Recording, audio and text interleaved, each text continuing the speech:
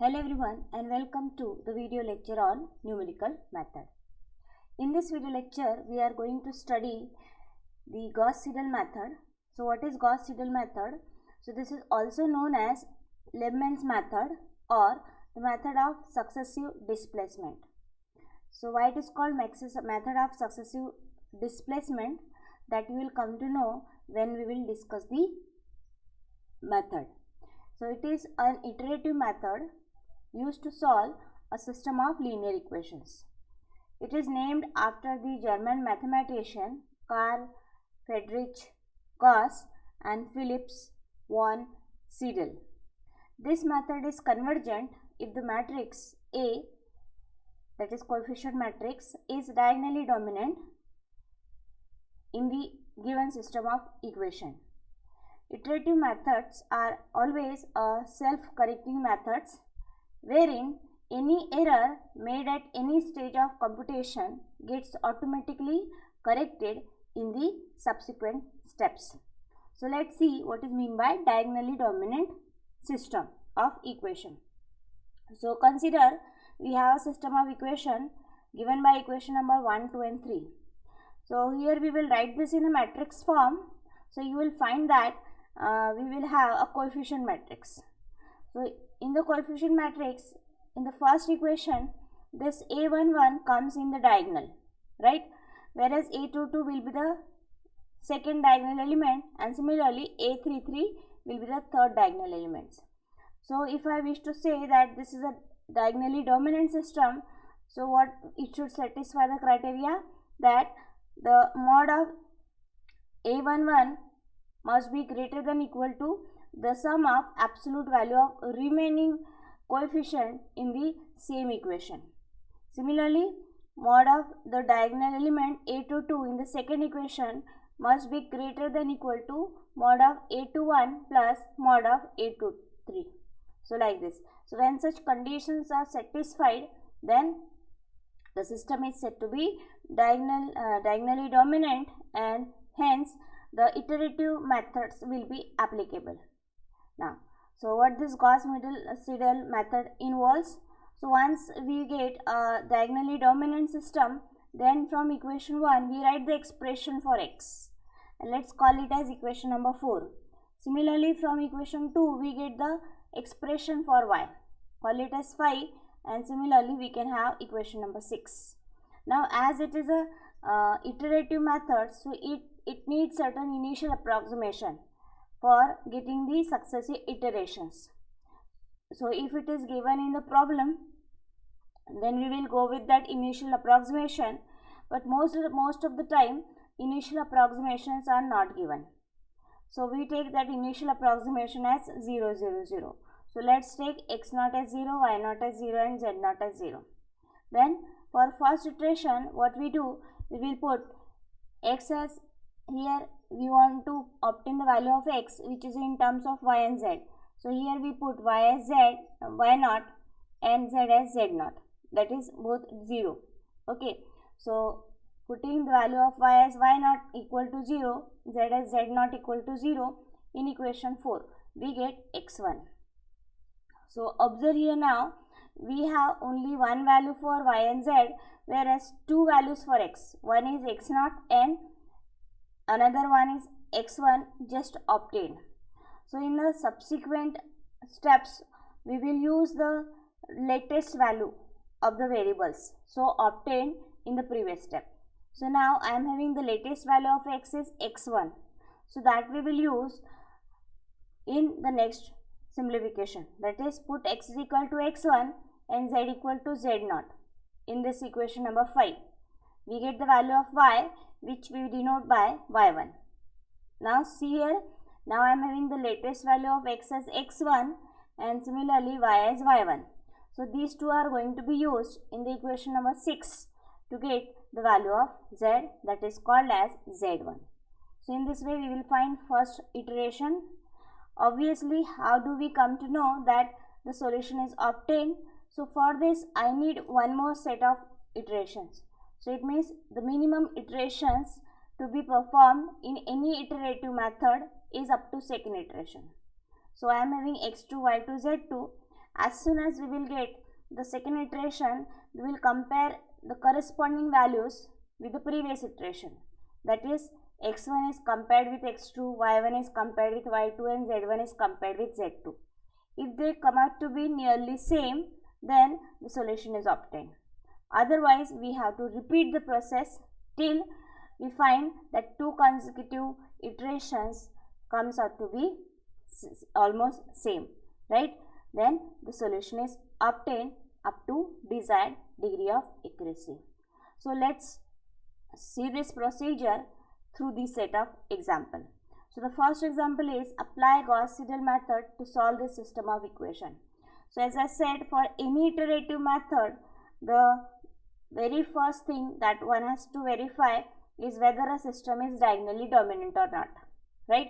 So we will check, this is the first equation, so coefficient of x over here is 2, which must be greater than, now coefficient of y is minus 3, but we will take absolute value, so it is 3 plus 20, so it is 23. 2 cannot be greater than 23, right? So here in the equation 1 itself, it is clear that system is not diagonally dominant with a given order. Okay, so in that case, what we do, we just rearrange the equation. We'll see which equation comes first. So we find that in the given sequence, equation 2 is our equation number 1, equation number 3 is equation 2, and the first one should be a equation number 3. So in this way, we rearrange the equation. We'll check the condition. So now you can find here 20 is greater than 1 plus 2, that is 3, right? So 20 is greater than 3. Then in the next equation again 20, coefficient of y is greater than 3 plus 1.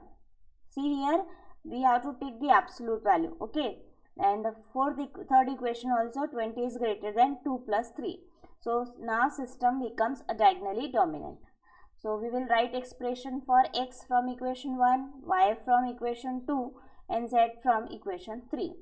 Right? What we do, we'll shift all the terms other than x on the right hand side and divide by its coefficient. Right? So in this way, one can get the expression for x, y, z from the corresponding equations. Now let's start for getting the iterations. So taking initial approximations. Now for getting the value of x, that is the first value of x, x1, just put y as y not equal to 0 and z as z not equal to 0 and simplify. And remember, this being an iterative method, so obviously you will get the values in fraction, approximate values you will get. So these values need to be written up to 4 decimal place. Okay, so here we get x1 as 0.85. In the next equation, this being a latest value, this is to be used in place of x and z equal to z0 in equation number 5. Right?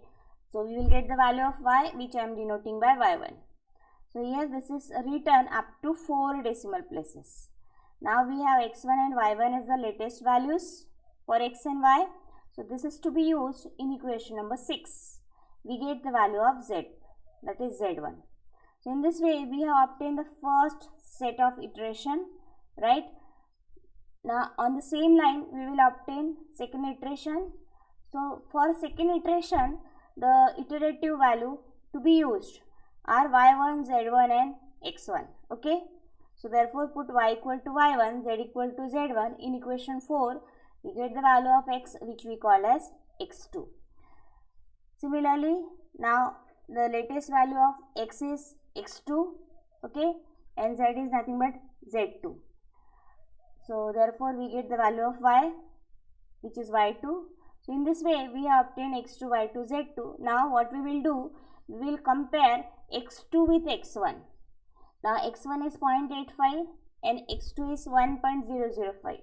So when we compare them, so their difference has to be equal to or less than or equal to 0.0005. Okay, if their difference comes out to be less than or equal to 0.0005, it means the solution is obtained. So here the difference is more than that, so we will not check the remaining two values, we will go for third iteration. So repeat this process, you will get third iteration values as x3 equal to 1, y3 equal to minus 1, z3 equal to 1, right?